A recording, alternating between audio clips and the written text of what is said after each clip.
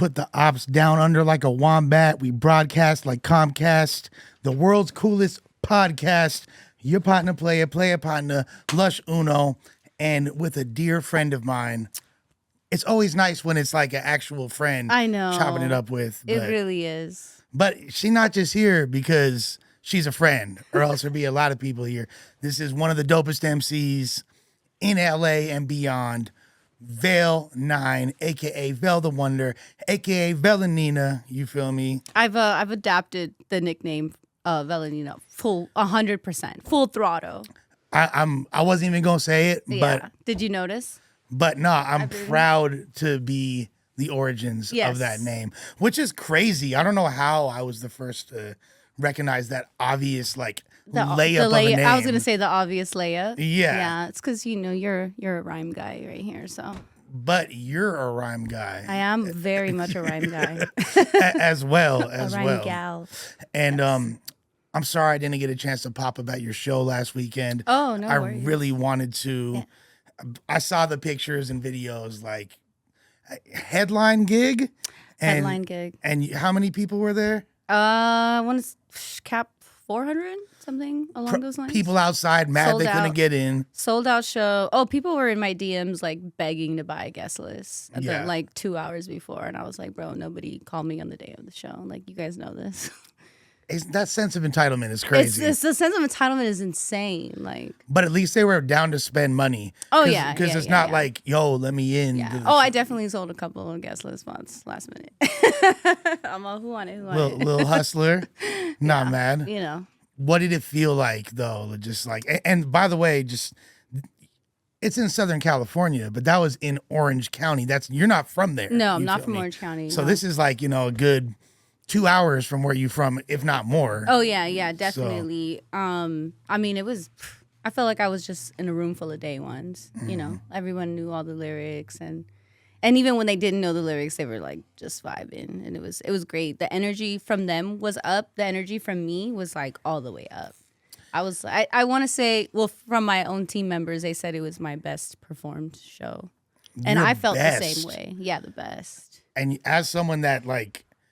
You make dope music, but the live experience is a big part of Vel. Oh, absolutely. Yeah. It's like I think like being in the studio and like writing music, I'm so comfortable. But being on stage is where I really had to kind of like learn to flourish because I consider myself more of like a held back, shy person.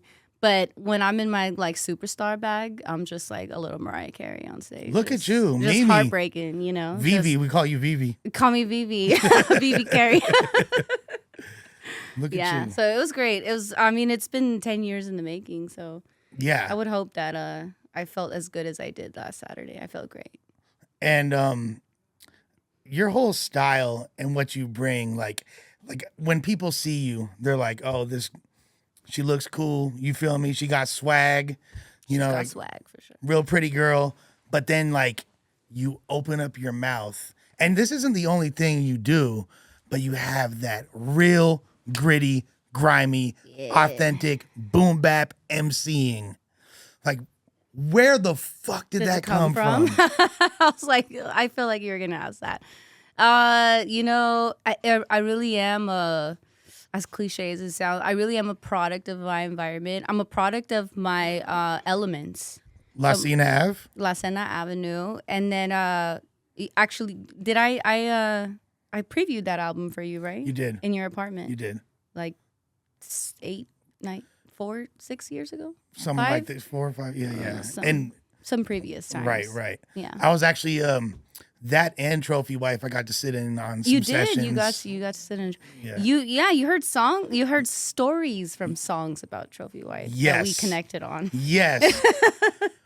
What's crazy, before we get into like Vel and I, like, or like she's like my tocaya or something. Yeah. We're like we have this weird like. There's an overlapping. Yeah, like you're the homie and I didn't even know. And this is gonna sound crazy, but we both had dreams, not like that type of dream. You feel me? Don't get it twisted. We both had dreams about each other at the same time. Yeah, it was within like the and past that was month. real, yeah, that was a real, like, I was like, woke up and I was like, whoa, okay, gotta check out my homie Lush. Yeah. Yeah, and I like had a dream about you, and then I was like, that's kind of trippy that the homegirl's in the dream, Yeah. whoopie whoop. And then when you said that to me, I was like, what the It's fuck? like some just stars aligning type. Yeah, absolutely. Types, you know? Absolutely. So no, it's dope, and I want to talk about some of those stories, but Yeah. like I want to go back to the origins of a young So- Vel. Or you were a tomboy at first, right? Oh, absolutely. Yeah. Full blown, like, didn't, anything that like brought too much attention to me, I didn't like. I grew up playing like 4 different sports since I was like 4 years old. For real? Yes, absolutely. I played hardball, baseball, all the way up until high school. What? Yeah, so then they made me play on a softball team. And I bet I could strike you out. I bet you cannot. We gonna see. I was always a like first batter because I could always get on base. Leadoff hitter? Leadoff hitter. I just Okay. like no matter what, I'm getting on base, and Why- I'm turning third base and I'm scoring. So. Okay, Ricky Henderson. I mean, I was also like shortstop and center field, so I like to dominate the field. Damn. Yeah, I'm a savage. But so I grew up playing sports, which was my initial With boys. With boys, but I also like did cheerleading, funny enough, and I hated every moment of it. But now that I look back, I'm like, like it actually wasn't that bad. I just like I was so young and uncomfortable with myself. I didn't know how to embrace it. If I was to cheer now, I'd probably like rock the house, but Go crazy. no time for that. I actually want to do like MMA fighting, so not cheerleading. What the fuck? I know. Let's just skip it. Let's go down the line All later right, on. That. all right, We'll all right. revisit that one. But my, I would say I really am a product of graffiti culture, which is the only reason why I got into rap. I mean, I grew up listening to hip hop. I love rap. I love hip hop. I loved like finding my own sense of music outside of my father, who was a DJ, his taste was initially like my taste. Okay, so I didn't know that. Pops Yeah. was a DJ. Pops was a DJ. A hip hop DJ? A hip hop DJ. Scratching and all that? Or He had tables. He had like some big speakers, and he ran with the party crew. wow. So party crews were like really big, like late the 90s, 80s, yeah. early 90s. So he ran with the party crews called Divine Lovers. Wow. Okay. My dad went by DJ AA Adorable Alex. So he was Adorable Alex. Adorable Alex. So he was like spinning like, because that was it was like deep house I'm sure music it was and stuff. like freestyle Yeah. and but yeah, when I grew up, I was listening to like Biggie Smalls rap life after death, Okay. like it was like all like it was Warren G, it was Biggie Smalls. Is it safe to say you might have been conceived at a rave? I wouldn't after say a a rave. rave? I'd say maybe like a backyard El Monte party. Okay. Yeah. Okay. Like maybe. Because that's very Or close. at continuation school because my parents met at continuation school. Oh, And they okay. never graduated, so. Because those like the vibe of those like 90s Oh, yeah. is Yeah. very ravey. I don't think he was like a candy kid. Right. But they were more like freestyle, like Fresh to Death, Aquanet, Bumping Diamond Girl and all Diamond Girl. Yeah. It's a slap right there. Yeah, that's That a is great, a that's a great slap. slap. But yeah, and then so I grew up listening to what my dad really liked.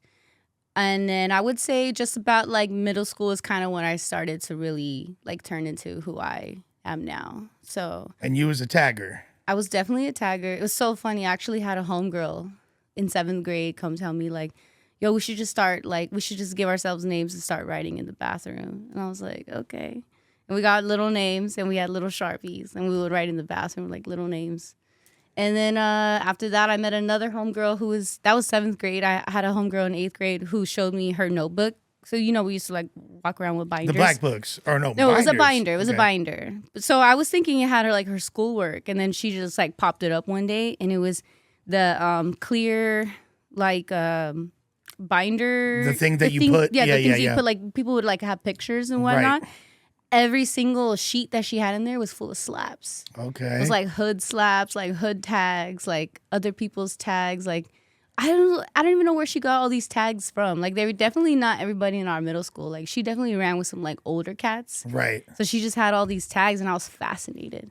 And I also love the fact that it was like women who put me on the graffiti. That's that's dope as hell. I never like, I dated like a few writers, but it was never like nobody, like no dude ever taught me how to do anything. Like I definitely learned from my homegirls. And I always got the vibe that you were like a good kid though, like as far as like you did your homework. Oh, for sure. And all that.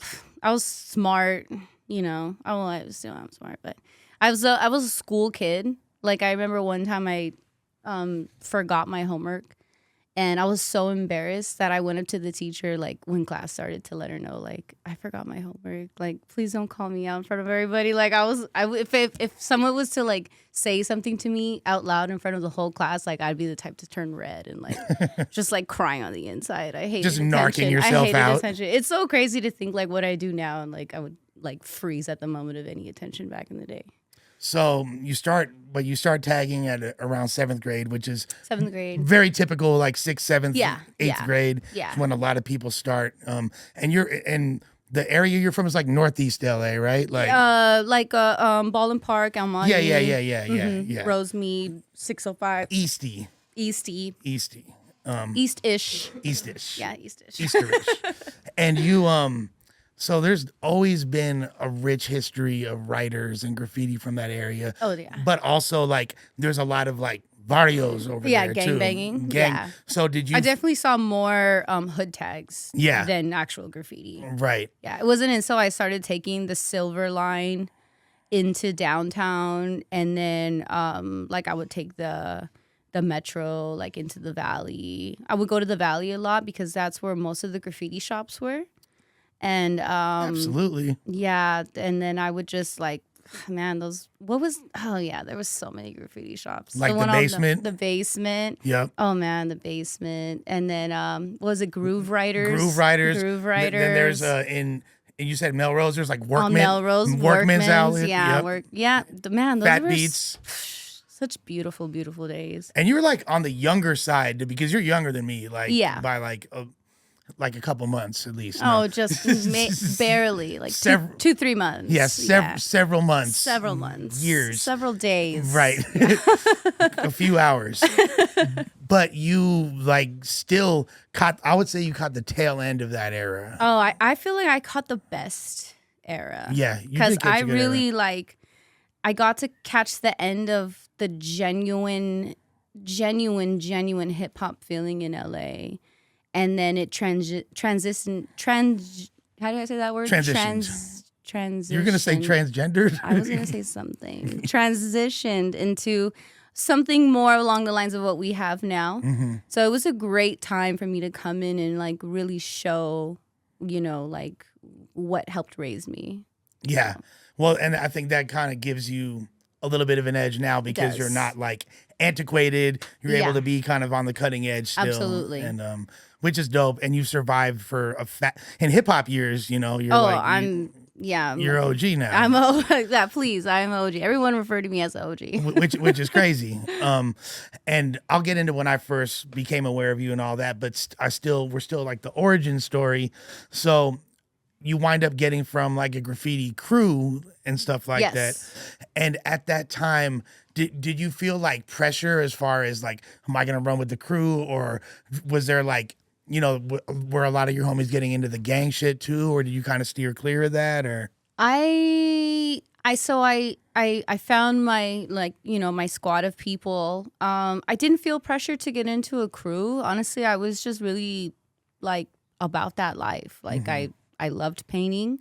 I loved painting with friends. I loved painting with girlfriends.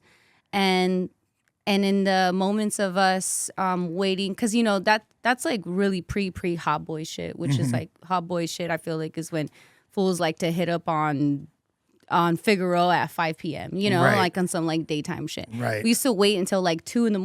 to go paint. I think people just wait until it gets dark now. Yeah. But back then, you used to wait till like 2-3 a.m. to really like get out there. Sneak out of your parents' crib. Sneak out. Or we'd be posted up in like the homie's mobile house and like in his room. And it'd be like 10 heads in like a little room. And it was like so hot. And like the AC barely worked. And they'd be bumping like some Dilla beats, Primo beats, and Black Books, drinking 40, smoking blunts, and freestyling. And that's where it all That's when you first began. like That's where it all. The birth of Vel the MC. Absolutely. But as far as the graffiti thing, so you did you like do you have any close call getting caught up stories or any just Oh yeah. What's a crazy graph story you got? I've injured all the major injuries I've ever received. Funny enough, as long as I played sports, I never received one from sports. It was all from graffiti. I always got away. I've had a few chases, and I always got away. Never got caught up. Never got caught up. I mean, like, is there wood right here? Wait, this is probably that's wood. Yep. Never got caught up. I had a few homies. I was painting a freeway up to 10, and we got lit up. And we jumped the wall to run away. And you're like bombing the heavens or like? No, it was the actual like, they were doing construction on the 10. So it was like the actual like side of the freeway. Okay. And we got lit up. I jumped over. I took off. I didn't even look back. I think one of the homies ended up like getting caught, but he got released. They called me. They're like, yo, where are you at? And I was like, yo, I'm already home. Like, I wasn't about to wait for you fools. Like, and I'm small, so it's easy for me to like jump and run. Right. So I got away. Another time I was leaving some hip hop show. I don't remember which one. And we were like doing some dumb shit, like riding home. And then they would pull over for me on the freeway and I would like catch tags. We used to be wilding. And then I had jumped off the car to catch another tag. And then when I tried to jump back to get to the car, I seen the cops that pulled over my homies. So then that time too, I ran across the freeway and I was running across some like the off ramp and there was a ditch and I fell in and I ended up like super injuring my arm. Damn. But the adrenaline like had me run a mile to my homegirl's house. And then when I got to her house, there was like some little kids in the front yard and I was like, go get Natasha. And I fell on the floor, like passed out, like in pain. So that was fun. Shouts to Natasha. Shout out to Natasha for helping me out that time. Another time it was Halloween. Funny enough, I was working at a Halloween store at that time. I dressed up as Baseball Furies because Warriors is my favorite movie and Baseball Furies is like the hardest. The best shit ever. So I had painted my face. I was wearing like some dumb uniform. And then I think we were. Are you sure you weren't Insane Clown Posse and you're not? I was definitely not Insane Clown Posse. Because it's very similar makeup. I did have homies that loved Insane Clown Posse, but not me. Shouts to the Juggalos. We need to see Vel at the Gathering. I learned about that in Baldwin Park. So. Let's see Vel at the Gathering. Come on.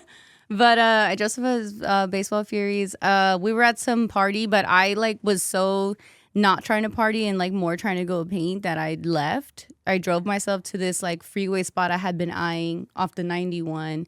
I painted it and then I got lit up and I dipped and that place was also getting in construction and I hopped over the fence and when I was hopping over the fence I had to like hold a bush out the way.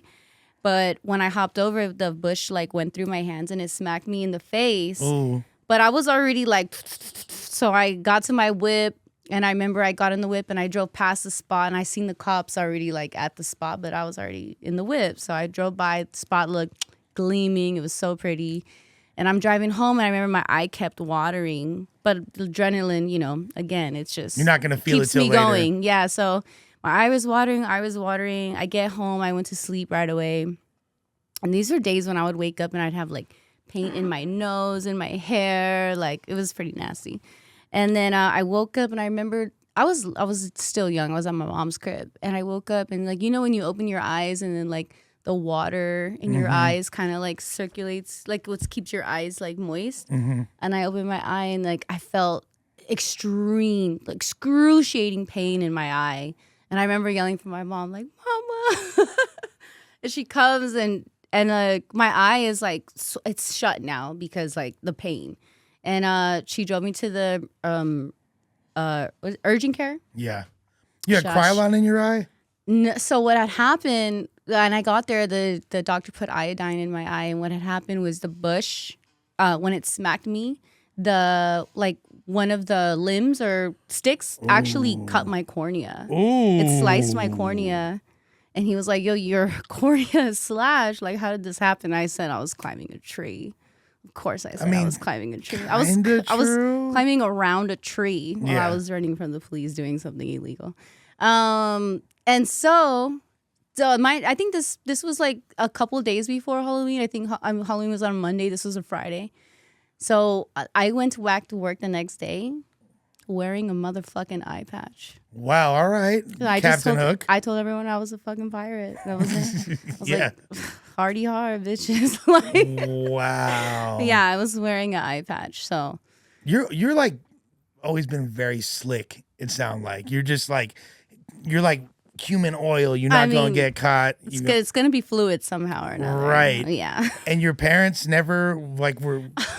So it was so funny. My parents, they would know I was coming home with like my backpack full of cans because they could hear it. I also looked very like dirty a lot of the times when I'd come home from missions, and I'd had paint and like dirt.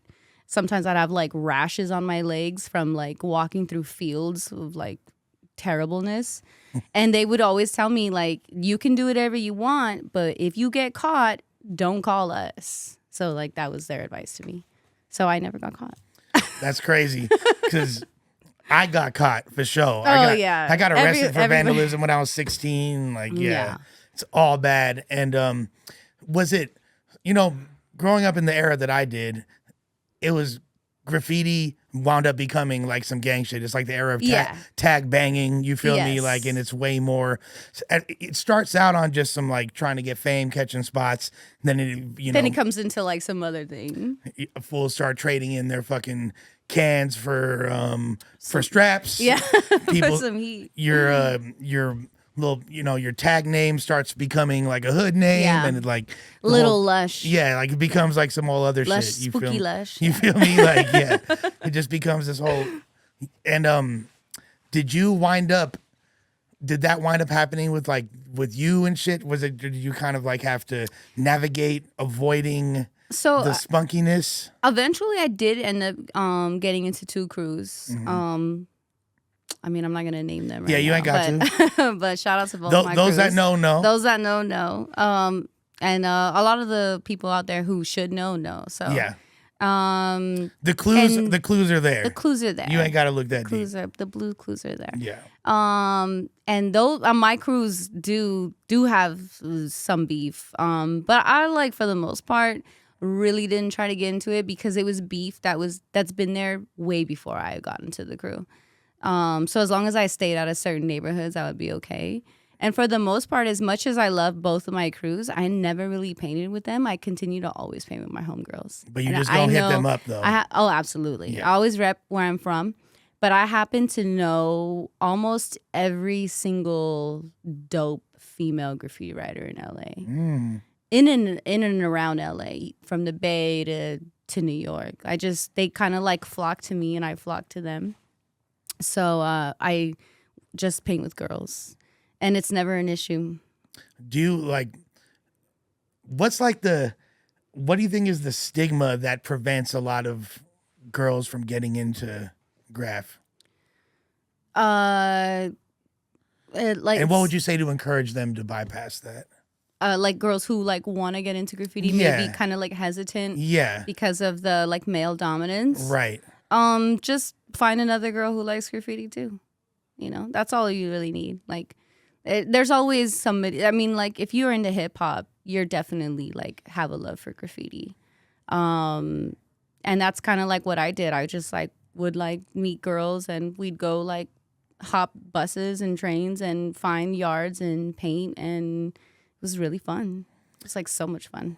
It's so dope to hear about. Like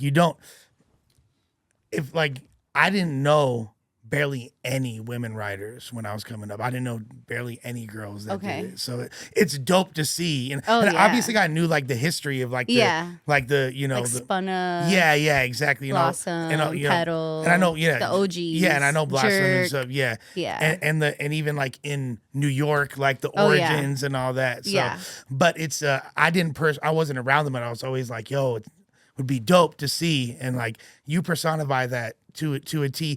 And also it's dope to see like the elements connecting, because I feel like there's a big disconnect within the elements of hip hop culture. Like I know a lot of graffiti writers that don't even listen to hip hop. No, for sure. I would never say that graffiti is for hip hop. I would say hip hop is for sure a big part of graffiti. But graffiti, like everybody I knew was like listening to punk. I know metalheads. Yeah, metal. a lot of yeah. A lot of my like grunge punk homies were like fools that I would write with. Yeah. But it's just like it's a middle meeting area. It's like we're like skaters, like a bunch of skaters like kind of gravitate graffiti. I know like a bunch of skaters would go to skate parks and like write their name, and then eventually that turned into like, well, I'm just gonna like tag now. Right. So, but it's your calling card. It's a calling card. And it's like we have a language that nobody else is privy to. We're walking down the streets and we see things that nobody else sees. And like I remember talking to my ex one day, and like we were walking down Sunset through Echo Park and everything, and I'm just like, she's like why are you staring at every single like tag you see? I was like, this is this is like my newspaper. Yeah. Like this is telling me what's like, going on. I see so and so's been running up and down Sunset lately. Yeah. Or like, this like these fools slash these fools. Yeah. Like they have beef right now. Like Yeah. it's like the news like is of the city. Oh, like, absolutely. I like forever just ditched my car and would ride on a bike. And that's like number one reason why I liked riding on a bike everywhere, is because like foot traffic, you see a lot more graffiti. You see like different graffiti than you do like just riding in a whip. Yeah. For like sure. the Cuddy tags, like the tag behind the like phone booth in front of the liquor store. Right. Tag, and you're like, oh shit, that's a dope spot. And then like I also there's that, but then also just like I remember being a youngster and like being on the 10 East and just seeing like. Yeah, I would always break my neck. You feel me? Now I'm like, that's cool. Unless somebody's spot is like gleaming at me. Yeah. But I don't break my neck as much. But yeah, when I was like first into it, I was like 18, 19. I would like break my neck everywhere I go. My whole life was like involved around graffiti. And then I was like a sick bastard. It is an addiction. It's addiction. It's a straight addiction. I don't know if it's the paint fumes or what, but like it's really like a damn, like I did that. Like, and then like nobody even knows that I did that. But like I know I did that. And everybody who knows my name knows I did that. It's the weirdest blend of being like overly humble and overly ego driven at the same time. Super ego driven. But it's so cool too because like you don't know what I look like. You know? Right. Right. Which was like I always thought was so cool. Do you think that people could tell from your writing that you were even a girl? I would say maybe based more on my name, because my name had a female sounding sound to it. I don't know how to say that properly. I never drew hearts around my name particularly. And when I did like draw hearts, I would do them like upside down because I thought it was kind of like the cross upside down. Like I'm a rebel, you know. But it kind of looks like a butt damn near. And upside down. It does. But honestly, my favorite thing to do once I like started graffiti, I was in my real super like traviesa stage where I was just like running amok, like doing really bad things that could get me into so much trouble that I just often got away from. And when I started to like kind of really come more into my like artistic bag with it, because I'm really good at, I have great hand control. Right. I would like to say that I am a great painter, is when I got into painting freights. And so it would always be like me and like two homegirls. And we had a few yards that we would go to. And that's when I would just take my time, like really concentrating on production. So it went from like just getting up and like hot girl spots to like, let me blast productions on the side of this like boxcar right now. So now the people that really need to see it to earn some like real respect and like real.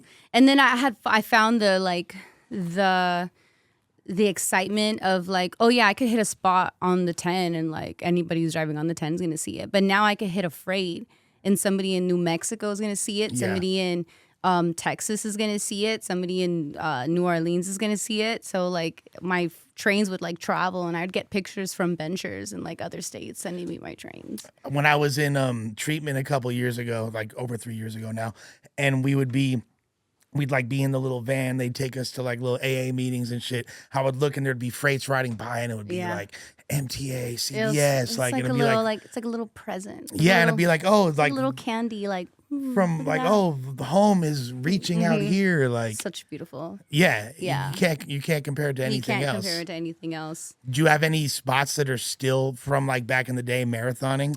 You know what? I do. I have freights. People continue to send me pictures of my freights to this day. That Fire. People who kind of make the correlation of like me as a rapper Yeah. and like my graffiti name. And they'll send me pictures of old freights. Like I just got a picture of a Valentine's freight that I just did with one of the homegirls. That I did with the homegirl like 5 years ago. And oddly enough, today is Valentine. It's Valentine's Day. It is Valentine's Day. Valentine's Day. Yeah. My bad for not bringing flowers, It's but okay. you feel me? Next time I'll hold you to it. Next time, 1000%. So somewhere in between doing all these spots, catching these spots, going crazy, linking with the crew, y'all are slapping Dilla beats and all that, and Lil 4'3" Vel, definitely. starts rapping, starts busting flows. I did. With this voice that's way more powerful than you would expect. Absolutely. And was it just off rip? The homies were like, damn, like shorty nice with it. Like, so I remember like I was like I'd be in this like garage or like small room or whatever the case may be, and like homies would just start kicking freeze. And I was always in a rap. I didn't necessarily know how to freestyle at the moment, but something was so intriguing. And by nature, I'm very competitive.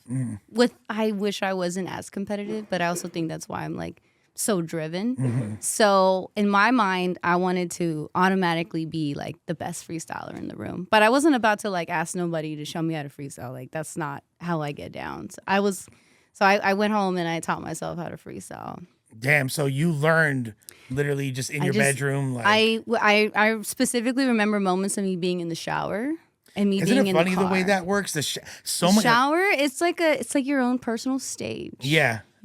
It's like I don't know if it's a comfortableness. You're like in your natural form. And there's no outside thoughts. There's no so outside like you thought. could just The sound of the water kind of drowns everything else out.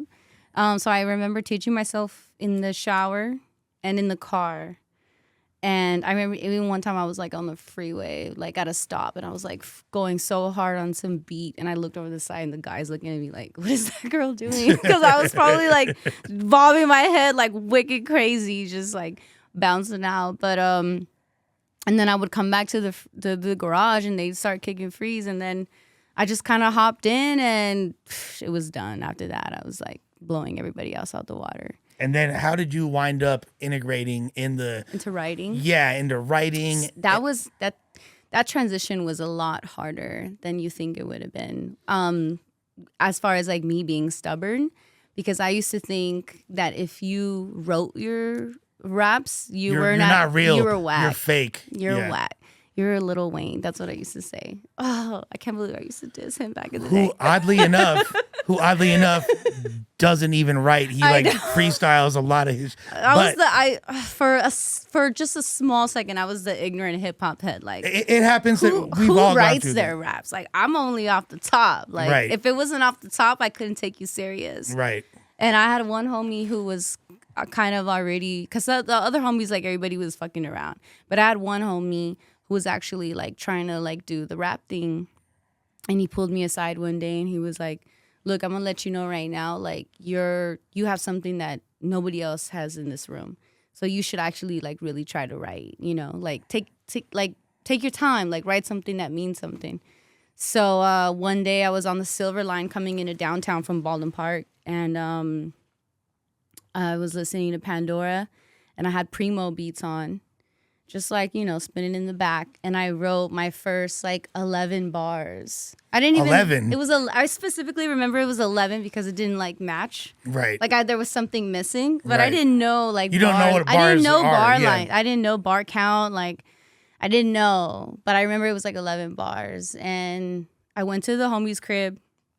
He had a mic in his closet. So my first mixtape was actually called Closet Rap Mixtape because I had recorded it all in like a tiny ass little closet in South Central. Oh, I thought it meant you was trying to tell us something that we didn't know. Okay. Oh yeah, like you figured that one out. No, I'm just playing. I know. But I went to the homie's crib. another little room with like 8 heads smoking like 2 blunts, super hot. It was like a hot day in the middle of the summer, and I recorded. And what I will say is I was super lucky to have friends who made their own beats. So I never recorded to a beat that I ripped off of YouTube. Like I never type beats. I didn't rely on like spitting on a known beat. So all the first songs I ever made were all on original beats. Shout out to the homie Yoshi. So I spit on one of his beats, and I came out the closet, and we're all smoking blunts. It's like my crew, like eight heads from my crew, and he plays it. He had like some big ass speakers in that little ass room too, and when I started hearing my voice, I was like shocked. I was like, who's that? That's not me. You're not used to the sound of your own voice. You know when you record a voicemail and then like you listen to it and you're like, oh, I sound like shit, or I sound horrible, or I sound weird. I just wasn't used to hearing my voice. I think like. Did you like what you heard, or? Yo, I was the baddest bitch. That I realized like, whoa, I'm a bad bitch. Like that shit was amazing. And I looked around the room and everybody's like jaws on the floor. Yeah. And we're like, I think at that moment we kind of realized like the power that was coming from the speakers, and it was a beautiful moment. That's dope. Like that off rip. And this is something I notice about you. As long as I've known you, you've always had a squad around you of people that are like-minded, all pushing your line, and they're all very talented at what they do. You'll have like a great beat maker with you, great photographer with you who goes wherever you go. Great homegirls. A squad of homegirls that my are team, making sure your hair's right, making sure you feel me, I'm 100, like, And how important is that for an upcoming artist?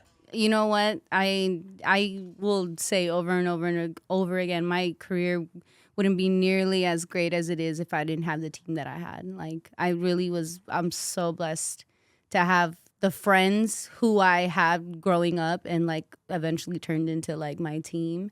And they just like, they ride for me so hard. It's been the same people this whole time. It's essentially been the same exact people. I mean, like I have a few homegirls popping up, newer, but really it's been like the same squad of people. And like, I know a lot of people are not blessed to have that. And it's made me really feel like I have, like my team is on my back, And it's interesting because like you are, is it fair to say you're an underground artist? Or I mean, if we still call it that, for sure. Underground, I would say like underground / independent. Right, indie. You're an indie artist. And even like people a lot of times, and this has changed because like all the different parameters for hip hop and artistry are so different than they used to be. But like a lot of people when they'd be coming up wouldn't want to have a team because like I'm doing it myself. But you kind of put your ego to the side to. I come from a crew, like I've always I grew up playing on teams. Like I believe in like, that team. Like I'm a team player. I've always been a utility player. So the fact that I get to like be team captain now and like have my team like help me and like be on my back it's a beautiful thing. Like the show that I did at the sold out show I did at the observatory, like my whole team just rode for me. Like they believe in you. They believe in me. That's like the biggest thing. That is the biggest thing. Because a lot of people have their homies that support them. It's actually not hard, and I say this all the time. For like a rapper, if you just want to, if you're just getting started, it's not hard to get 200 people to go see you perform for your first show. You know what I mean? For sure. For your second show, probably gonna have less than half of those people will show up. For your third show, if you're not dope, they're not coming back. So the fact that, you kept these people together, focused on this vision, which for all intents and purposes is your vision for all these years. It takes a lot of mutual trust and belief. Yes, absolutely. Yeah, I mean, like, man, I'm just like, I'm on cloud 9 most of the time when I'm at these shows. It's a great thing to have. So then you start writing, start recording.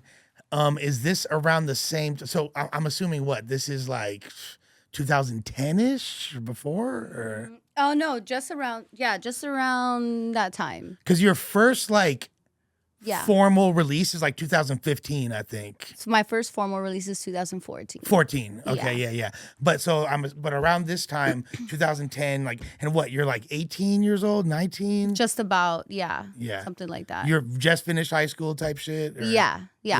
Yes, actually, yeah. I just finished high school. So. Right. So, and then was like that was like coming down from the prime of like pay dues and Rock the Bells, that's I which believe, is what I was all about that. I think the last Rock the Bells was 2011. 11, yeah. So I think which 2010. I was at, I performed at, and had a stage at, yeah. Grind time stage. Yeah. Oh my God, grind time. Come on. Well, let's go. Let's talk about my battle rap introduction. But I was stayed going to all like the Rock the Bells and pay dues, anything that had hip hop in it, like underground hip hop. I didn't want to go to grad night when I graduated. I didn't want to go to prom or grad night. I asked my mom to help me buy my Rock the Bells ticket. That's crazy. Like, so I just went to that instead. Like, You're lit. I don't give a fuck about prom. I'm sure you broke a couple boys' hearts. I am the prom queen now, so I was just living it up. Well, you graduated from prom queen to trophy wife, but we gonna get into that. We gonna get into, like, we getting a little ahead of ourselves. But okay, and is that around the same time you start popping up in like the different Cypher Effects and shit like that? And like, so I was like it was actually the same exact time that I had gotten into battle rap, which I've never been a battle rapper. I've definitely like battle rapped the homies on some like fuck around shit, but I got really into it again through graffiti. You're lucky that I didn't like find you back then, because I would have harassed you. I know you. I used to get like fools like, oh, blah blah blah, like come battle. I'm like, no, I don't want to battle. I like to fight. I wouldn't have left you alone. Loved fighting. Yeah. Yeah, I loved fighting. You would get I was a scrapper. What the fuck? I know. I don't like take pride in it now, but I'm always ready. So, like, just throw that out there. Damn. But for Vel Nine was running fades? For those reasons, I was like, I'm not about to battle rap nobody. Like, can I hear a fade story real quick? A fade story? I mean, I would just, like, stay You ain't got to ready. use names, like, but... I would be, like I was mean. Not mean. I was funny mean. So I would be, like, if we were at a party and, like, people were just, like, I didn't like them, I would just clown. And then if they were clowning back, I would be ready to swing. Like, I just wasn't, I don't know. I was really. What the fuck, Vel? I know, I was, I would be in like backyard parties and my hands would be clenched. Like that? Yeah, because I just wanted to fight. You've been the sweetest girl since I've known you. It's just crazy to even like. I never thought of you like that. I can't lie. But I am a fighter. I mean, like, even when I was growing up playing baseball, like I would do things where I would get in a pickle and I would purposely like crouch down on the floor and like stare at the other player to like get them mad. And then they would get worked up and they would throw it and I would slide under their legs and like make it to the base. Right. So I like to antagonize to get what I wanted. So I sound horrible. Scandalous ass. I know. No, but sorry to dig my own grave right now. But yeah, I used to like to fight. I didn't want to battle rap. Battle rapping wasn't my thing, but I very much enjoyed watching it. And of course I liked all the chicks. Like that's how I really got into it. And like Blimes. Yeah. Blimes was that's when she was like in the Bay battle rapping. Shouts to my little sis Blimes. Yeah, she's the best. Looney. Shouts to Looney. And you know how I got into battle rap, funny enough, I rode my bike to a graffiti store in the IE. There was this chick working there named Daisy, and she just like, oh, have you heard this girl named Looney? And then like, boom, I was there in the graffiti shop for like 5 hours watching battle raps with her. That's dope. So again, another chick, like, kind of bringing me into more elements. So that's ill, and it shows how important it is to inspire. Yeah, other women. Yeah. I think like fools might think like girls are just walking around like asking guys for handouts, and for me it was never like that. It was like always other women bringing me into the element. So at this time, and we're gonna like, I like to do things chronologically. Yeah. Like at this time, you start to get known from like ciphers and like, and I remember the first time I saw you, I was like, who's this like cute little Latina tomboy like Tomboy. catching wreck though? You feel Yeah, me? Like most definitely. like had like there's not, and it exists out here, but people always considered like the type of style you have, and I wouldn't say they're right because they don't know about what's in LA, like the real hip hop rugged shit in LA, but it's like an East Coast style. Yes, absolutely. People always tell me like, "Are you from Jersey? Are you from New York?" Like because of You're Puerto the Rican? accent. Like, They always because of the accent I had. I mean, really, I think it was just me like being inspired by all the first musics that I really liked, which was like Bahamadia, Typical Cats. Like I was an obvious Big L fan.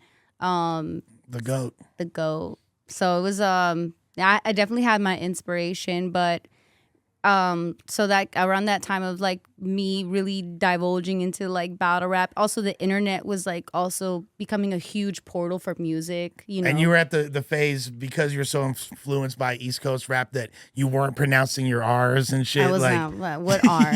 What R? But whereas we're in LA, we overpronounce our R's. Like, get out the court, you mork. Like, so at that time, I stumbled upon this great little hip hop page that had less than 10 videos at the time. It was called the Cypher Effect. And shout out to JDS. Shout out to JDS. He really catapulted a lot of LA heads careers. And then Mexico and South America. Great for him. But I remember they had, so I saw all the videos. It was like all guys, and they were like standing in like a little form, and they'd come up, do their little rap, and come back. They were all black and white videos. I thought it was so cool. And there was like a little box on the screen that said if you want to submit your music or like sign up for a cipher. And mind you, I don't even think I had an email. Like I just was not tapped in like that. But for some reason, I never did anything like this before that, or really ever since. I reached out and I was like, yo, and I had all I said was, where's the all female cipher? You know me on my like woman tip. Yeah. And I think he assumed that I was saying that I wanted to be in an all female cipher, even though I specifically remember that's not what I asked. You just wanted to see it. I just wanted to see it. I was like, yo, all I see is a bunch of dudes. So he told me to submit my music to be considered for the next cipher. And at that point I had recorded like 3 verses, like on 3 different beats. It was like very minimal, but I guess it was enough to bring me on, because after that he included me in this email that had 8 other names in it, and one of them was Blimes, Oblimey. That's when she was still Oblimey. Yep. That was when she was still Oblimey, and that was it. And I met up at a studio by Lafayette Park. Driving up Vermont. I remember it was a Friday and critical mass was happening. So then I'm like driving up Vermont to go to the cipher, and these like bunch of bikes are driving by. It was a moment. I remember something like that was like 10 years ago. So I got to the room for the cipher, and of course I was on time, and like everybody else was like super late. So I'm taking my time watching these girls come in. I don't know any of them. They all know each other. I don't know any of them. And they all know each other. So they were just like straightening each other's hair, like talking about shows. And you're like, who's this little girl? I think until we started rapping, they thought I was a part of crew. Right. Like, they thought I was on production. Right. And then once I started rapping, somebody's little sister. That's when they were like, yo. And I remember Gavlin. Shout out to Gavlin. Shout out to Gavs. Shout out to Gav. She's the best. She came up to me after, and she was like, yo, you're like a breath of fresh air, you know? Like, it was really dope to be with you on the cipher. And that was really cool.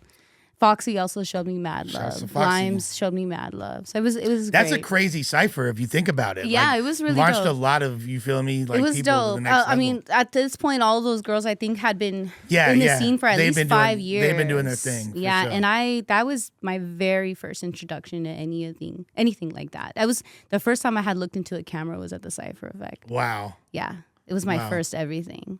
So then when the video drops and like all these comments are talking about Vel, I was so surprised. I showed my dad. I was like, so I did this video and like everybody's talking about me.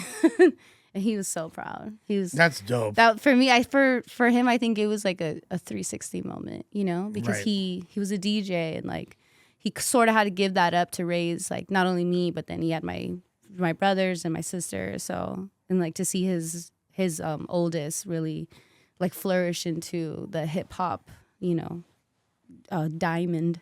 Right. It was Diamond Girl. diamond, you're my diamond girl. So my parents are my biggest fans.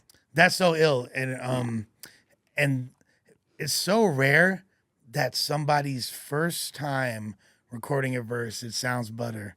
The first time doing a video, like you wind up getting this crazy. That doesn't happen. I know it doesn't. It doesn't. That's why like, I even always with think talented this is like people. I mean, I don't know if it's bad to say. I always thought this was a fluke. Right. I always thought this was like another lifetime. What is it, like my parallel universe yeah. kind of? Because I didn't grow up thinking I was gonna make music. Like I never thought I was gonna I never thought I was gonna rap. Like I never thought I was gonna be a superstar in front of a camera. I just didn't think any of this was gonna happen. And the fact that it kind of just all naturally happened, like in order. It surprises me to this day. At this time, this is gonna sound weird when I ask it, but I like mean exactly what I'm saying. Did you know that you were cute yet? Because like I kind of always got the sense that you didn't know you were cute. No, Yeah. no, not at all. I mean, like, no. I always thought I was like a little ugly duckling, but it really like started to flourish. I got more into my femininity.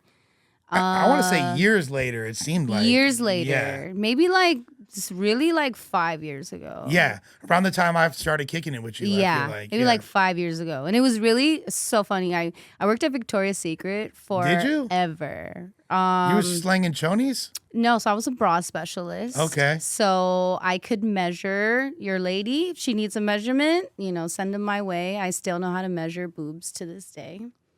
Anybody out there? 36D. Yeah. That's a big, yeah, that's a big. Nothing wrong with it. We love all sizes.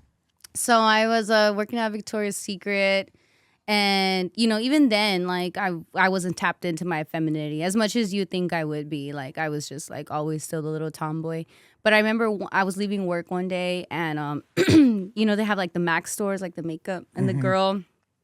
I think I went in for like some eyeliner. I always liked wearing eyeliner. You didn't really wear much makeup though. No, Like, yeah. I was still like kind of just like, you know, whatever. And then she was like, oh, like, do you want eyebrow, like, you know, something like makeup for your eyebrows? And I was like, well, I don't wear that. And she was like, oh, because your eyebrows are like two different shapes.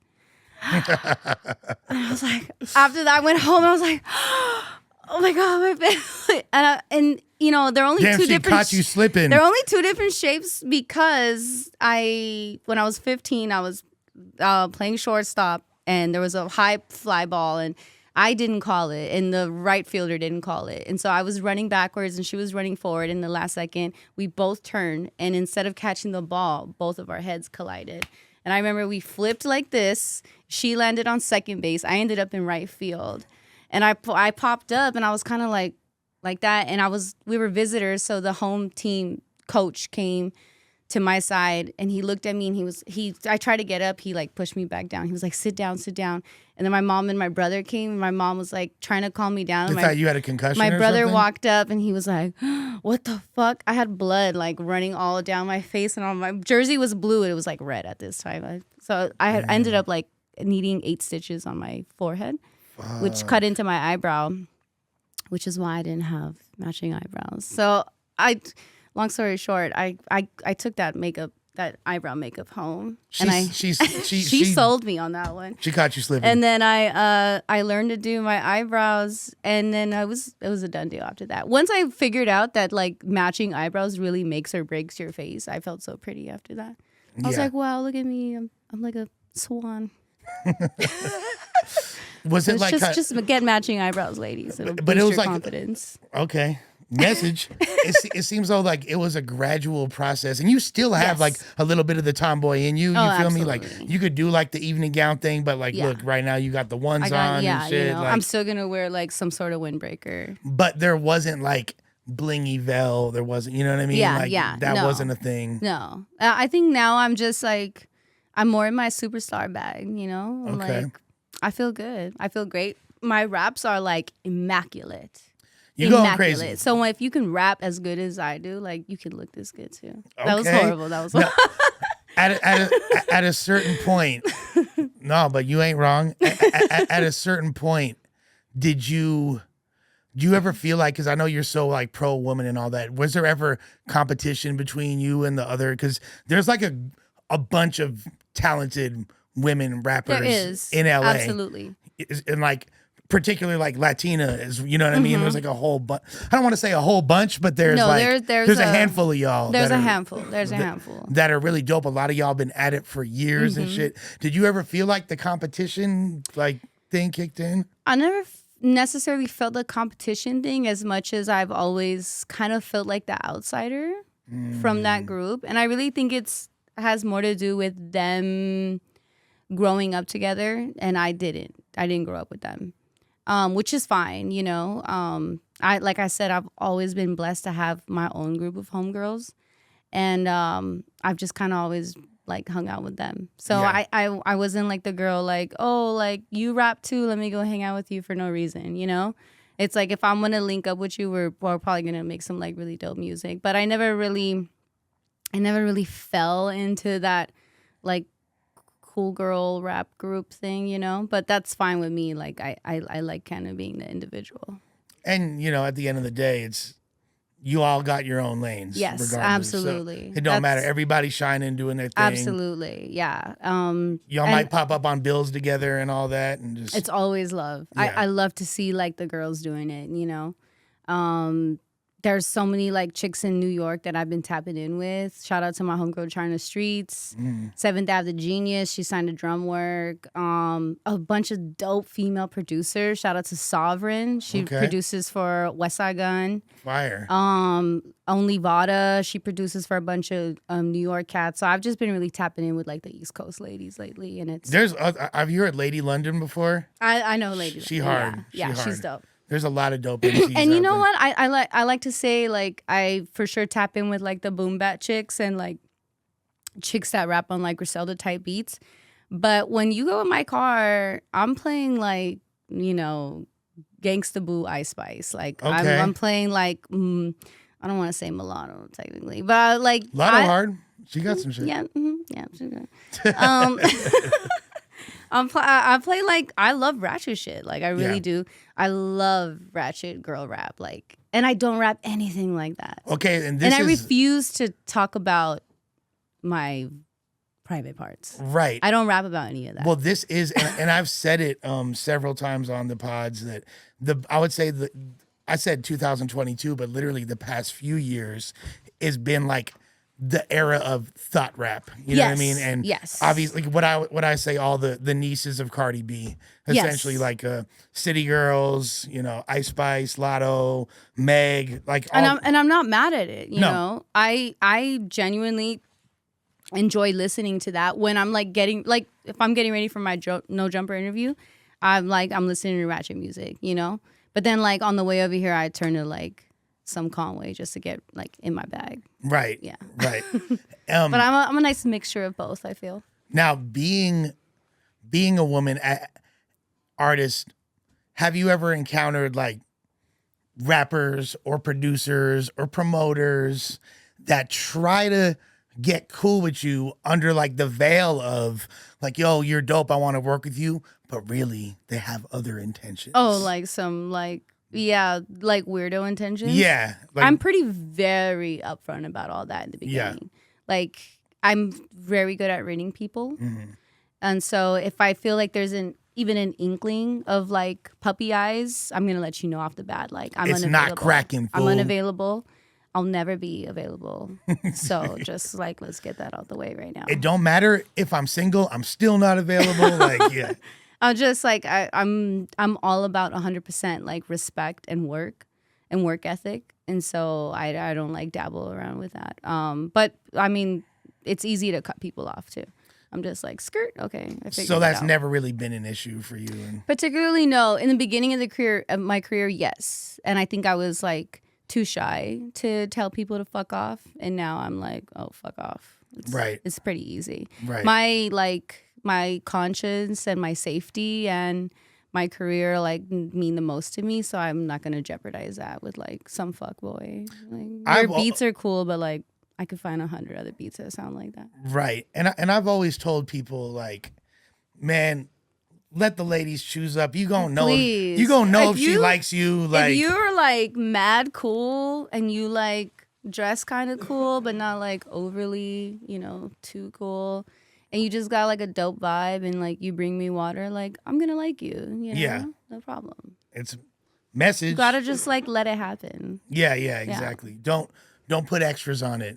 Girls don't need that extra. I mean, if you're acquiring an extra girl, then maybe that's it. But if you want the like homebody chick who raps really hard on boom bap, then just keep it easy. So I don't only want, although you're such a boom bapped out MC, you do a lot of other stuff too. I do. You had like, it's funny because when we were in Vegas and you were shooting was it the Frutas? Like, was that the video? It wasn't Zoo was shooting it. It was Gunfire. Gunfire. Yeah. But like, I remember like looking at a bunch of your records and I was like, damn, Shorty can sing. Oh yeah. You know what I mean? Like super melodic. And you even have like a whole side project, which is like a jazzy type band and all that. Oh yeah, the Paranoia. Shout out to the Paranoias, you have like a whole bunch of different. I have a whole project of just me singing, which I don't think a lot of people don't even realize I have that. It's called Mellotonics. Shout out to Fourth Beats, and then I have shouts to Fourth. Shouts to Fourth. Yeah. That's the homie. And then I even have like ska music that I've sung on. And okay. All right, Gwen Stefani. Yeah, I was definitely my Gwen bag. Shout out to the Paranoias. They're a dope ass band from South Central. They headline like every ska wars, and so I like creating, so I don't limit myself. So like even if somebody was to throw me a drill beat, like I could probably do something really. Nah, we need to hear that. That's it. Fuck that. We need to hear drill Vel. I need to hear it. I want to hear you flip those cadence because all it comes down to is the cadences. It's just cadence, yeah. And I know how to play with my voice. I know how to rap. So I actually used to sing in elementary school. You know how they have like the like choirs, like elementary choirs.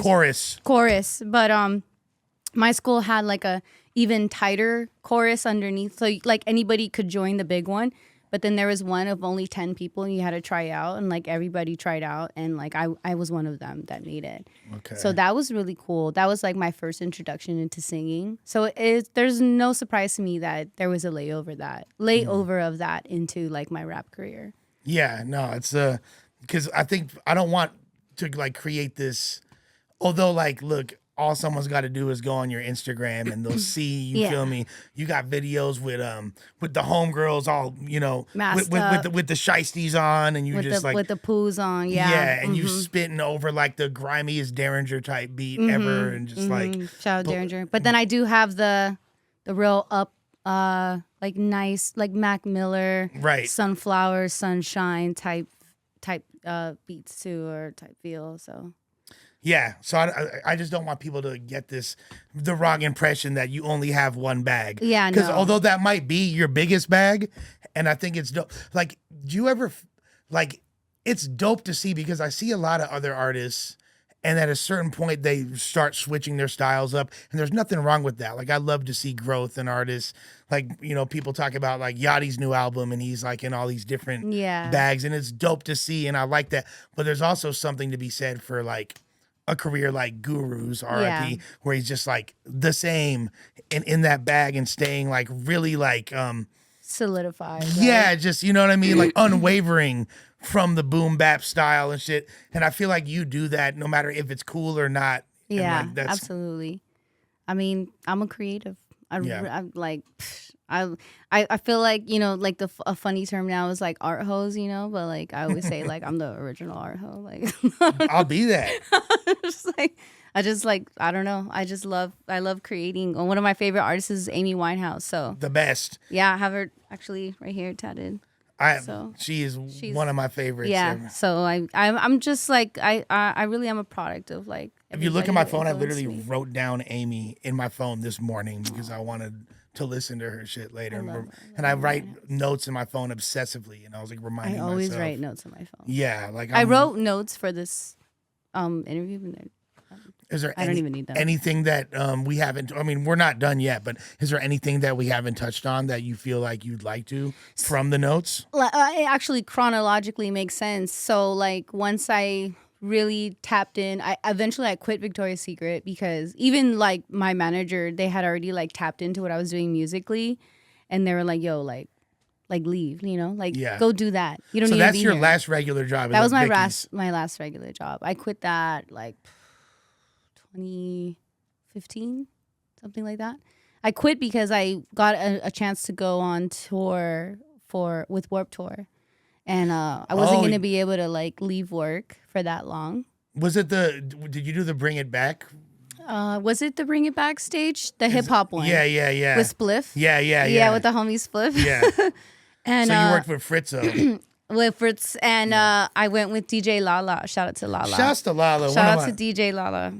And one of my favorites. Yeah, she's the best. And the homie Feel, who's like a big graffiti writer, so he would just come and like help us out, but then he would like go paint at night. So it worked out for him too because we were going state to state at that time. And y'all were doing some grimy shit, like sleeping in like a couple of the nights we didn't even have a room. Yeah, we would like straight up sleep in the whip and then like just park in the parking lot to the next venue and like catch some Z's, and that was it. Shouts to my boy Spliff too. We were on some real like that was real independent, real like out the mud. Yeah, I used to drag my merch from like the parking lot to the stage. That was at least a mile to 2 miles, and I was dragging my own merch.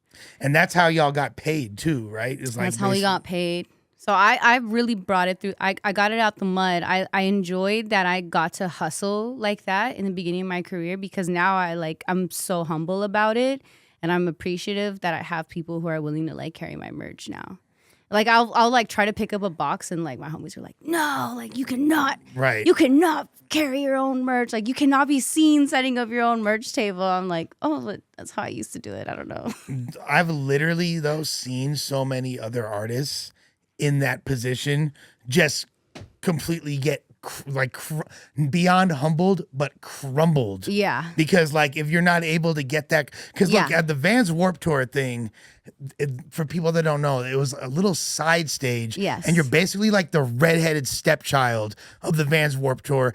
Those kids are not going to there to see. I had to like catch people's attention. So because I'm so short too, it was hard to see me. So what they used to do is they used to stack crates for me, and I would stand on top of the crates, and they were like, "Yo, like rap without the beat." So I would start rapping, and then that's when everybody would start coming because they were like, they could hear this voice.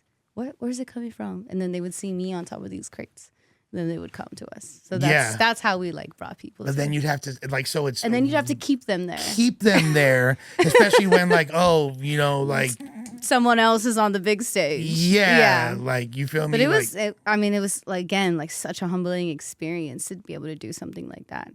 So then I did Warped Tour. That was a blessing. It was hard and it was crazy, and I slept in a car for a lot, but it was dope. I even got pulled over in Texas. It was like we were driving from one state to another. It was like 2 a.m. You're driving? I was driving. It was, like you're driving through Texas, you're going 80, and then like for a 1 mile, it goes down to 40. Yeah. Because of those like little gas stations. And I didn't slow down. I got pulled over. We pulled into the gas station. And then the cop came up to the car and he was like, asked us where we're going. And I told him, we're part of a tour. We're driving from state to state. Like, I'm sorry, it's late. Like, I ran through it, my bad. And he believed us because he said that he had already pulled over other cars that were also on that tour. So he knew people were going on a tour. And he asked me what I did. And I said, I'm a rapper and this is my DJ. Lala was in the passenger. And he didn't believe me. Of course, he didn't believe me. Everybody always thinks I'm the rapper's girlfriend. I'm just like, I am the rapper girlfriend. And he said, if you play me a song of yours right now, I might let you go. And it was like a 5 CD changer. Lace with Pearls was already in there. So I went to the CD. I pressed track 1. It's called Ain't a Reason. I played it, and you just see him like he like has his head in the window, and he's like looks at his partner, and he looks at Lala, and then he looks at me. He's like, "This you?" And I was like, "Yeah." And he was like, "Okay, well, give me a second." He goes, he gets my ID back, and he gives me my license. He's like, "All right, go ahead, get out of here." Man, you played in the Miseducation of Lauryn Hill. I was like, "Yeah, I totally played him." Some Raw Digga. I totally played him some Bahamadia. So then after that, I did Warped Tour. It was cool. I quit Victoria's Secret. That was cool. I was super lucky to start traveling internationally after that. And from like 2015 to 2019, I think I went to like 8 or 9 different countries. And I would go and I would perform. I would meet with locals. I would perform at like underground hip hop shows.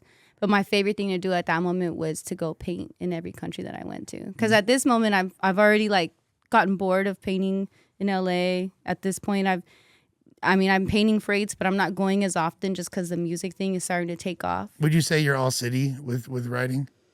I mean, like I don't want to like say I'm all city, because I have homegirls that are all city. Yeah.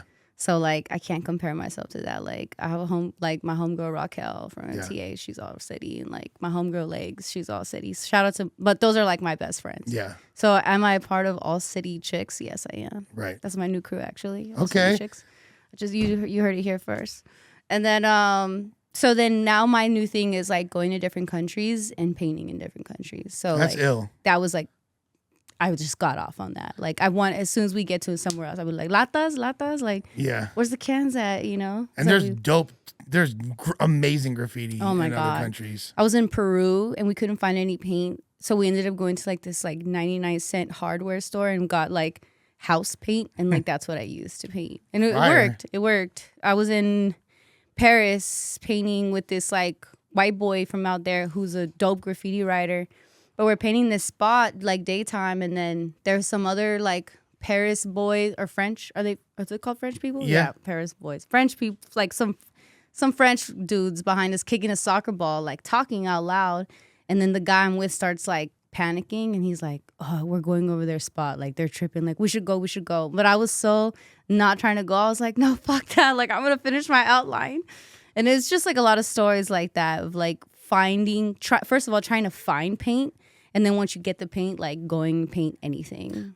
So now, like within the past several years, legal painting, legal walls, and all that is like a big huge deal. Yeah. But you kind of seem to get off on like the whole rebellious aspect of it. Like, absolutely. I like the hood aspect of it. Yeah. So you don't really be doing too much of the legals. Yeah. No, not particularly.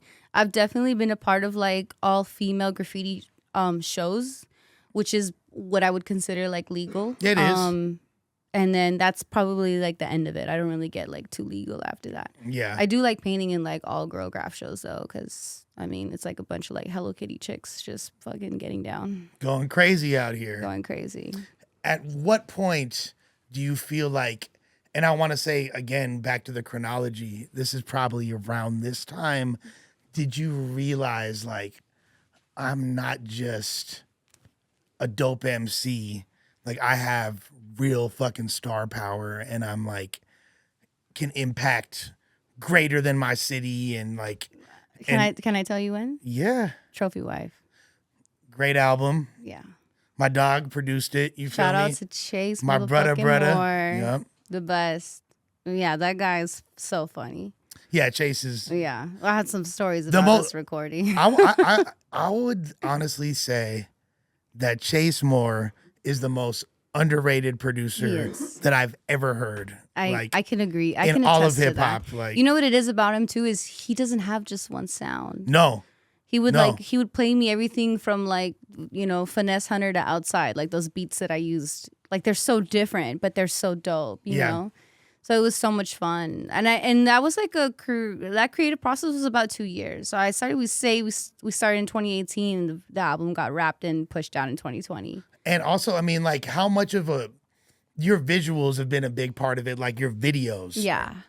When was that like a part of you realizing the your power, ultimate star power? Yeah, I would say that started maybe like the end of 2019 into 2020. I dropped a lot of videos for Trophy Wife, a lot. and like the value of production behind the videos, it catapulted me into the next like level. Yeah. You know, because I'm not out here just like point and shoot on some train tracks. No, like to a boom bap beat. No, you like have we leveled concepts up. and shit. Yeah, we leveled up, and like I think it all goes back to me being a creative too, like wanting to do like the best, most creative, like cool shit, and like I have a particular vision of what I think is cool, and like I really wanted to bring that forth because it just pushed my individuality to the forefront, and people like fuck with that shit. Absolutely. Yeah. And I really like there's an array of topics.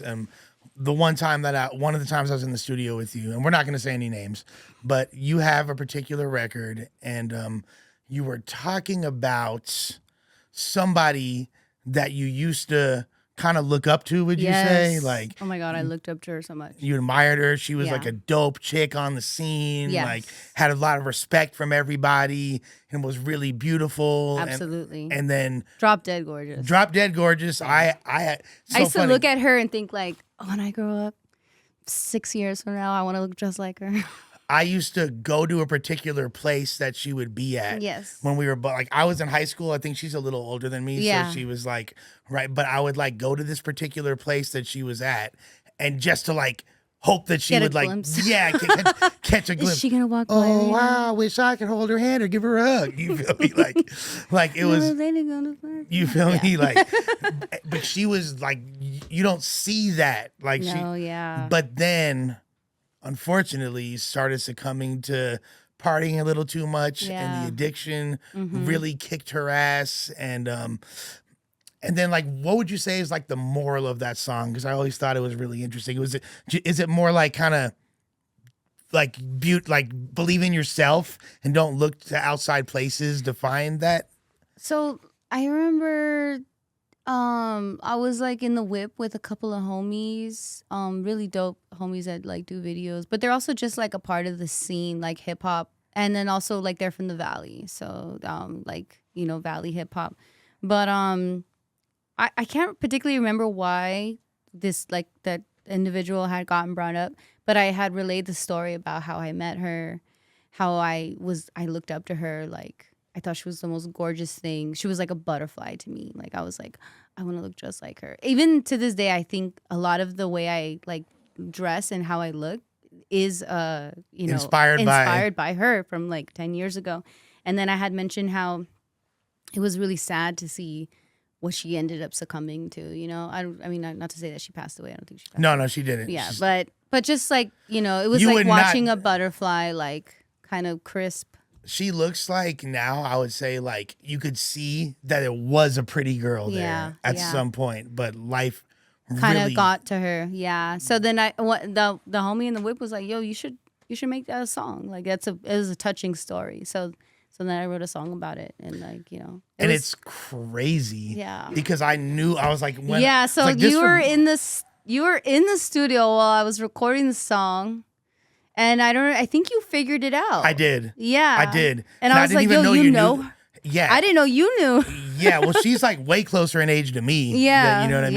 Yeah. Like, she was older than me, but I looked up to her as that, like, wow. Like, because when I had a crush on her and stuff, like I was still in high school. This is like 1999, 2000. Wow, okay. You feel me? I graduated met high her school. like 10 years. You were like 10 that. at the time, no, or like 12. I met her like me? at least, I think I met her like in 2009 or something like that. That was the tail end of her. Oh, like, yeah. if you had seen her when you would have been like, damn. Yeah. Like, it was a whole other thing. But it's also crazy because now look, I'm not going to ever say that I was a bad bitch like that, but drugs and the effects of drugs fucked me up. Yeah. You know what I mean? Yeah. And I still bear like I'm luckily, because of No Jump right now, I got a dentist that's fixing all my teeth. So in a couple, like all the jokes you got on my teeth, I've said it several times, get them out now. Because you feel me? Mr. Columbia is coming out. You dig? I'm about to have my Vel Nines pretty soon.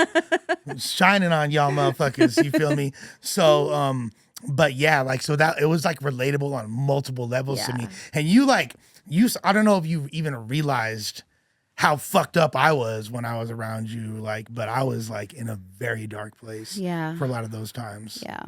So the glow up is real. The glow up is beautiful. Motherfuckers can get up out the funk. You I mean, just because I think we've known each other for the past, just seeing you flourish on No Jumper, which No Jumper, I mean, like other than this interview, it happens to be one of my favorite channels to watch, just to like stay tapped in, you know? And so when you started coming on and I seen like everybody loving you, I felt like that's my homie right there. Like, you know what, too? Thank you so much. Well, also, like, you had told me years ago, and I think we talked about this once, like, I'd made a tweet, like, what do y'all want to see more from me? You said like, I had said something about podcasting, right? Yeah, well, I was like, do you want to see me do more music? Do you want me to see me do more battle events? Or do you want me to see, like, help put on dope artists through like interviews and shit like that? And you're like, interview dope artists. Yeah, I remember that. Yeah. And I was like, at the time I was kind of like, damn, like she doesn't like my raps. Or, you know what I mean? Like, but, I think like my foresight is that your personality is so big, you know, like you can't just like stick to one thing. You gotta like really like blow all the way out there. So to see you like being like, to me, like the superstar of No Jumper right now. I mean, I love it. I feel like telling everybody like, my homie Lush is gonna interview me. Like, come on, we lit. And you know what? So you being like a avid watcher of No Jumper for how like the past several years, would you say? I would say avid watcher for at least the past 3 years. Okay. Yeah. So you've seen a lot of like ever since like when they were on Melrose, on some shit store. Right. And then I started watching like the new shows, like the very beginning of At the End of the Day, before At the End of the Day was cool. Right. It took like 100 episodes before I think they really tapped all the way in. Hit the groove and all that. Like, no pun intended. But so what are your thoughts about the direction that No Jumper has gone recently as far as all of the internal drama and shit like that? Is it something that you find entertaining, or do you kind of wish that the energy would switch back to the way it was before? Or it doesn't deter me away from the channel because of course everybody's like, oh, what's the tea, you know? But I personally I don't like to see shows demising, you know, or like succumbing. I'm a huge fan of Disconnected. I like consider myself a misconnected. You're a misconnected. So are you gonna be watching Reconnected? Oh, I'm already subscribed. That's right. Shout out Biggest Bros. Shouts to the homies, man. But I mean, like I also understand that there's still like a love. Yeah. You know, there's absolutely. It's not like there's any. I don't think there's any beef. No. Not with me. No. Yeah. So like to see them like venturing off and now being able to have full creative control of what they put out, I'm equally as excited. And I'm still a huge fan of No Jumper Show. At the End of the Day, you know, I'm not like the Monday Show. I don't know, like particularly. It's gone now. Is it gone? It's gone now. Okay, yeah. But you know, like I'm still like excited to see what is to come because I've seen the shows and the success that has come within the last year. Yeah. I mean, I think there's only room for more. I was even a fan of the Selena show. Yeah. The 2 episodes that her and Liza. It got a lot of fucking views, I'll tell you that. If Selena it comes on No Jumper, like I'm clicking. I think a lot of people are, to be honest with you. It's kind of like watching a cute train wreck. And do you see yourself getting into podcasting? Because I honestly, like, you have a great personality, and I know it's like scary because you don't want to like venture away from detour. No, actually yes, and I'll tell you why. Because I listen to more podcasts than I do music, and this is like me solidly for like the last 3 years. Like I'm addicted to listening to podcasts. Like if you look at my Spotify, it's like all these podcasts and then like one ratchet playlist. Like that's it. Like I really don't listen to music as much as you think I do. And like a lot of the podcasts I listen to are either like hip hop podcasts or like crime. Like true crime, investigative. Like I'll be watching those shows on the serial ID killers. Network and all that. Oh my God. Like I have to get my fix. No, I feel you. And it's crazy because like literally, and we pre-recorded the Tuesday show because everybody out eating box right now. Oh yeah, doing some Cupid shit. Yeah. So we filmed that yesterday, and literally you'll see it's like airing, I think right now as we speak, low key. Yeah. And we were talking about, Adam is very adamant about the fact that that hip hop is at a low point right now, and more people are listening to podcasts and watching podcasts than they are fucking like with music. Yeah. And with so many But rappers are starting podcasts. But I look at No Jumper and it's like this is hip hop in a podcast. Exactly. You know? I think that's why I enjoy like watching it so much. I'd like to see you on, like, I'd like to see if I could bring you on some more shit over here, like, as far as, because I feel like you'd be, you know, like, you'd be suited for it. I think I'm tapped in. You definitely are. Yeah, I have a stride, you know, and the women flock to me. It's just what it is. You got a lot of bitches. I can't front. I mean, I'm telling you, it's like it's like I'm wearing a magnet. Like, I don't know where the magnet's at. But. Do you feel like, I mean, do you feel like that's kind of unique to you? Because a woman artist could be very polarizing and could actually attract a lot of female fans or could repel them. Yeah. I think what it is a lot of girls who think that they can't be as big or as shiny as they could see me and realize like, oh wow, like it is possible. Because you know, I didn't come out like a shiny little star from like, you know, I grew into it. So like I like to say that my story is inspiring because I'm really like from the mud. Yeah, you know? Absolutely. So absolutely, and like you've gotten like put on. The past few years, I've seen you on some really big collabs. Like, who is it? Blue and who else was it? Yeah, I had a song with Blue and Self Provoked. That was really dope. That was really dope. I was also the only West Coast artist on the Rosenberg Rosenberg album. I was not only the only chick, but I'm the only West Coast artist. And are you like the first track? I want to say I'm track number 1. Yeah, like so when you play that album, it's Method Man, Styles P, Conway, Westside, a bunch of other dope cats, Raekwon. But I'm track number 1. That's so ill. Yeah. So I loved that I got to like represent where I'm from and like my gender at the same time. Not only and I'm not always just pushing like, oh, I'm a chick. Like you don't rap about that at all. No, really. I don't. Yeah. Like I think like if you look at me, it's a one thing, but then when you hear what I rap or like how I sound, it's like, oh shit, okay. Because I feel like this bitch is up to bat. Yeah, you're not like, I think that you're kind of trying to shatter, and you have shattered the illusion like, oh, she's dope for a chick. It's nah, like this is like someone that I could listen to. You know what I mean? Yeah. Like people always talk about, bring it back to the Thot Rap, Glorilla. Yeah. I was just about to say that, like how people say like Glorilla's the only girl that I could put on my rap list. I'm like, there's so many other bitches out there. Yeah, and like, and even like, I mean, like, if you into the boom bap shit, there's like Chain Noir, there's Rhapsody. You know, if you're into like gangster rap, there's like R.I.P. Gangsta Boo. Yes. Like no matter what your niche is, there's a lane of dope chicks you could.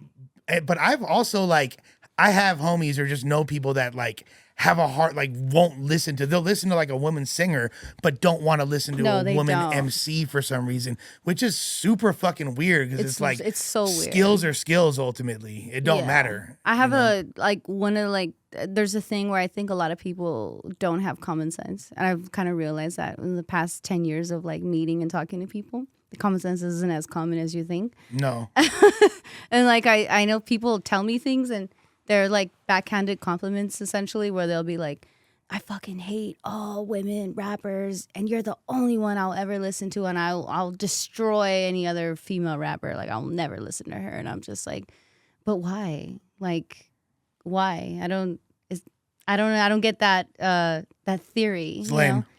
I mean, it's just like I'm not the only one. Like I have like people that I come from, you know, and like those dope. Why don't you listen to them? Or like why wouldn't you listen to somebody after me? Like I'm not the only one out here. If you don't like Lady of Rage, you're not a fucking hip hop fan. I mean, it's just like it's such a backhanded compliment to me. Like, oh, like you're the only female rapper I listen to. And it's like, damn. And I feel sorry for you, son, because your playlist is probably lacking. If they tell me I'm the only white rapper they like, I'm like, fuck yeah, good for you. R.I.P. to Mac Miller though. You feel me? And shouts. But do you have a top 5 female MC list of all time? Let me think. Without thinking too hard, Bahamadia. I think she's number 1. Shouts to Philly. I think she's number 1 for me. I'm a huge Queen Latifah fan of Black Rain. UNITY. Like, please, that was gold. I ain't a bitch or a hoe. I ain't a bitch or a hoe. UNITY. I love that shit. That's you know, hard. like, and then who else? I mean, if those are like two OG heads. I think I'm on top of my head. If we're talking like new, like all time, Jesus, there's like a whole list, you know, like all time. Like I'm telling my girl China Streets, she's just killing right now. I can't wait to see everything she comes out with. Shea Noir is really dope. She's hard. Seventh Ave the Genius, she's like just coming out, but she's rapping like crazy. And I'm always gonna throw my name in there because I like consider myself like top tier. Okay. I mean, there's no way around it. If you go to a Vel, now, okay, is it Vel the Wonder or Vel Nine format? Because it's Vel Nine. It is, because on Spotify it's Vel Nine. Yes. Like you used to be Vel the Wonder. Yes. And then you transitioned to. Yeah. Because you know what? I never gave myself that name. Like it came from someone else. So I never really I never felt it. You know, like I think like you're supposed to feel something like in your heart, and I didn't feel as connected to that as I did Vel 9, and I think Vel 9 has a graffiti background for me because of my crews and my name. Like I said, you ain't got to look that deep. You ain't got to look that deep, boy. So and then I've just always gone by Vel 9 also. So it wasn't crazy for me to like switch over to Vel 9 like officially. But then, you know, once like I changed my Twitter name to Velanina, I just so happen to call myself Velanina all the time now. I actually call myself Velanina Prima Donna. I can't believe I get credit for that. You get total credit for that. That's so ill. Vel Nine, on how Lush gave her nickname. I have a lot of like homegirls that when they've seen us together or whatever, like on IG stuff, they'll be like, "Oh, I love Vel. She's so dope." Like people that I wouldn't even expect to be up on you that aren't into like underground indie hip hop or whatever. So if you go to a Vel show, there's gonna be a lot of women there. That's like, would you say it's half and half? I would say it's half and half. Like split down the middle, damn near. Split down the middle. Because like even my Spotify numbers they're always half and half. Which is ill, but like hip hop shows, like boom bap in particular, they're cockfest. A lot of dick. Yeah. Like an extreme amount, like to the point where I'm going to the ladies' restroom and there's like crickets. Yeah. It's crickets. Like me and the girls are like drinks, taking videos in there, like running up all the stalls for no reason. It's because there's no chicks around. Yeah. So I would like to say that if you're looking for your next honeydew, just go to a Vel show. Yeah. But don't hit on her too hard. You remember, you got to be slick with it. Yeah, don't. Bring her a cup of water if she's look like she's sweating. But it has to be screwed on. Yeah, like we're not taking like open caps. A bottle of water. Yeah. Not and cup. I need the seal to be 100% seal. We're not doing that. Yeah. All right, ain't that type of party. Yeah, like although it's kind of cool, it's like at the same like for you to be at those shows, you know, like do you feel like what could get women into wanting to go to those type of shows, and why don't they fuck with it? I think you mean like male dominated hip hop shows. Like if you go to like a Rock Marcy show or like what a I'm Rock saying? Marcy show, like or Griselda or dope ass, like, some of my favorite rappers. Yeah, you know what I mean. Like Rock Marcy is like one. I love Rock Marcy, great producer, great rapper, super underrated. He's tapped in. He shows me love. I want to interview you, Rock. Pop up, you feel me? Like, would love to have you on the show. A lot of these dudes, and actually, he's not even the best example because there's probably more girls at his shows than a lot of other. Because he's on his P shit. Yeah, because he's a player. He's smooth with it. Girls like that, like Moose. Yeah, but there's a lot of. I remember like some of my first Griselda shows that I went to was like 2018, 19, something like that. Before they got really big, and there was no chicks there at all. It was like me and like the two homegirls that I brought from San Bernardino. Like it was just like real cutty.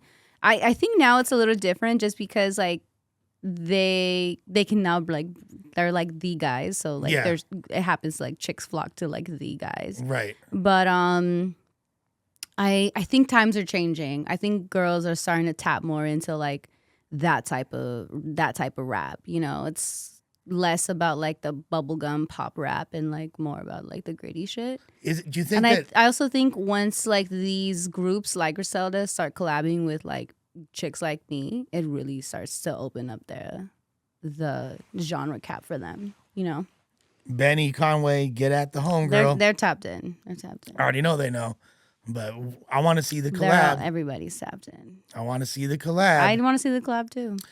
Is it do you feel like it's because the tempo of that music is like a little bit slower, so it's less danceable? Oh, it's absolutely the tempo. It's absolutely like the beats. It's the fact that like you can't really like shake ass too hard to it or like play it while you're getting ready. Although I love to like listen to that shit when I'm getting ready, you know? But it's a different wave. I think like now, like, you know, like girls are starting to like get more on it and like realize like that type of rap is like it's dope. I think that I would rather listen to that than, you know, some like other type of rap. If I see a bad bitch twerking to MF Doom, just know that we're getting married. I mean, Hoe Cakes is a song. You feel me? Like Hoe Cakes is a song for a reason. You feel me? Like Yeah. we are getting married. I don't give a fuck. I know a gang of chicks that listen to Doom though. That's what I'm more, saying. More chicks that listen to Doom than Griselda. But it really is like it's just give it a time, you know. Yeah. Like a couple of years from now, a Griselda show is probably gonna be like half bitches for sure. That'll be so tight. Yeah. I was at That'll be so tight. Like, make me want to go. But no, I love Griselda. You feel me? Boom, boom, boom, boom. There was I had a show at a strip club in the IE a few years ago. Gosh. Yeah, it was actually lit. But there was a chick there, one of the dancers, and she was stripping to necro. Yeah.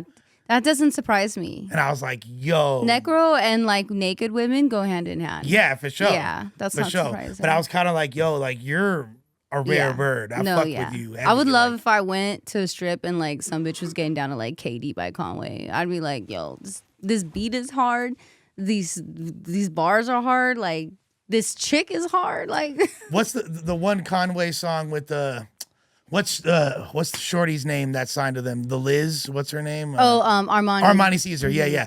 They have a song together, and I was like, this is like jiggy right here. Like I Yeah. could see chicks turning up to that. Like, Yeah. Do you like when you make records, do you have a specific audience in mind? Like this is for the you feel me, the head nod or boom bap heads. This is for the graph heads. This is for the ladies. Like, or is it just kind of? I think about it, but then quickly I remember to just throw it all out. Like don't write music for people. Write music for yourself, and they'll come to it. You know. So I try not to like necessarily think too hard. I really. To me, music has always come to me like turning on a water faucet. Mm-hmm. So I just turn it on, I let it all flow out, and then I turn it off.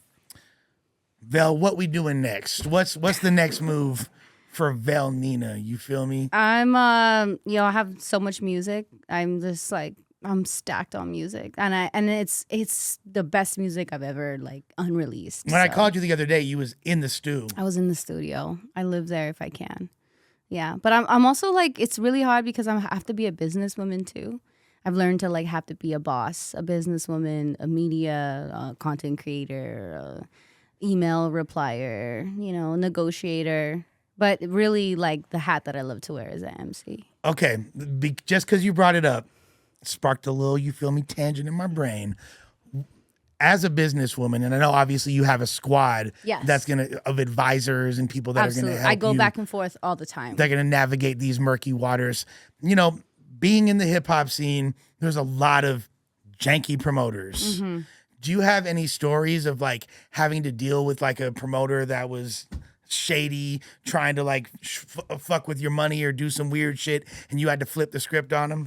All the time. Let's hear something. Like every single time almost.